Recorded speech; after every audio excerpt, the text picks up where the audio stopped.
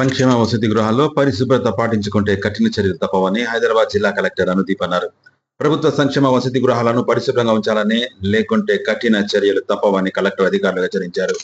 బుధవారం ముషీరాబాద్ మండలంలోని జమిస్తాన్పూర్ అడ్డకట్ట ప్రభుత్వ ఎస్సీ బాలికల వసతి గృహాన్ని ఆకస్మికంగా తనిఖీ చేశారు. వసతి గృహం పరిసరాలను పరిశీలించి స్టోర్ గదిని తనిఖీ చేశారు.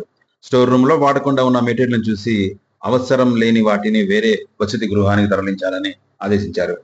వసతి గృహం పరిసరాలు అప్రసిద్ధంగా నిర్వహణ సరిగ్గా లేనందున జమిస్తాన్పూర్ హాస్టల్ సంక్షేమ అధికారి భానుప్రియ, అసిస్టెంట్ సోషల్ వెల్ఫేర్ అధికారి శాంతి, ఏఎస్డబ్ల్యూఓ అడ్డకట్ట గట్టు మల్లుకు షోకాజ్ నోటీసులు కలెక్టర్